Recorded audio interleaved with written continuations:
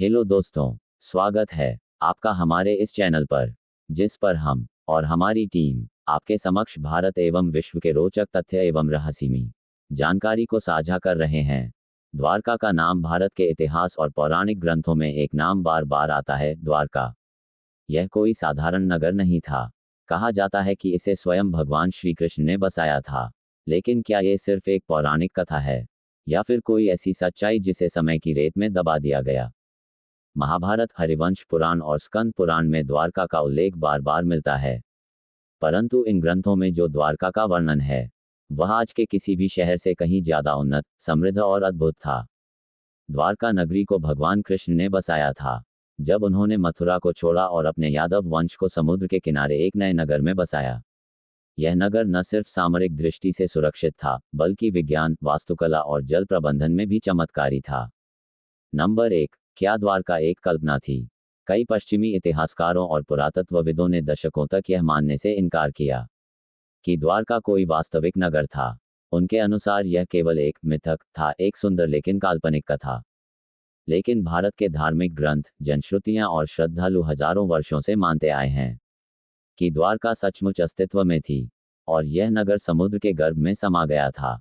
फिर शुरू होती है एक सदी लंबी तलाश। क्या वाकई श्री कृष्ण की द्वारका समुद्र में समा गई? और क्या उसके अवशेष आज भी समुद्र के नीचे मिल सकते हैं? नंबर 2, द्वारका का वर्णन, जो स्वर्ण से सजी नगरी थी। महाभारत में वर्णन मिलता है कि द्वारका नगरी किलेबंद थी, 7 विशाल द्वार थे, और पूरी नगरी स्वर्ण, चांदी, हीरे और मणियों से जड़ी हुई थी। यहाँ की गलियां चौड़ी थीं, भवन भव्य थे और नगर जल से घिरा हुआ था। श्री कृष्ण ने मायासुर जैसे दिव्य वास्तुकारों की सहायता से इस नगरी को बसाया था। ये कहना अतिशयोक्ति नहीं होगी कि द्वारका उस समय की एडवांस्ड सिविलाइजेशन का प्रतीक थी। नंबर 3, द्वारका का डूबना एक रहस्य बना हुआ है।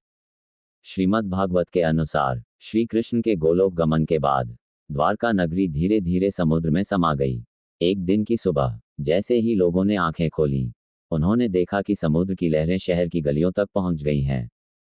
क्या ये किसी सुनामी का संकेत था, या फिर यह कोई पृथ्वीगत परिवर्तन? विज्ञान कहता है कि टेक्टोनिक प्लेट्स की हलचल समुद्र तल को ऊपर नीचे कर सकती हैं, जिससे शहर डूब सकते हैं। लेकिन जब बात आती है द्वारका की, तो यह घटना अपने आप में एक अजूबा बन जाती है। नंबर 4, समुद्र के नीचे खोजबीन की शुरुआत। 1990 के दशक में जब भारत सरकार की एक टीम, मरीन आर्कियोलॉजी यूनिट माओब ने गुजरात के तट पर गोताखोरी शुरू की, तो उन्हें कुछ ऐसा मिला जिसने दुनिया को चौंका दिया।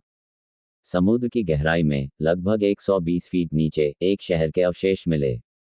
पत्थरों से बने रास्ते, दीवारें, स्तंभ और कुछ ऐसे शिलालेख जो आज के विज्ञान को भी चुप करा दें। क्या यही श्री कृष्ण की द्वारका थी? नंबर 5, कैसे मिली समुद्र में छिपी सभ्यता की निशानियां? 1992 में द्वारका के तट पर सोनार और अंडरवाटर कैमरों की मदद से खोज की गई, जिसमें बेहद सुव्यवस्थित ढंग से बनी दीवारें और जलप्रवेश द्वार मिले। कुछ स्थानों पर तो ये भी दिखा कि किसी समय वहां पर शाही महल रहा होगा।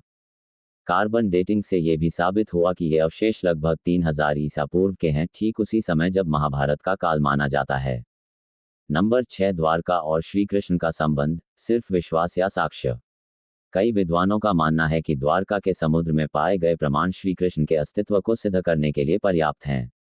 लेकिन कुछ आलोचक अब भी सवाल उठाते हैं, क्या इन अवशेषों को सही तरीके से प्रमाणित किया गया? क्या ये वास्तव में द्वारका ही है या कोई और प्राचीन नगर? इन प्रश्नों के उत्तर खोजने के लिए हमें आगे और गहराई में जाना होगा।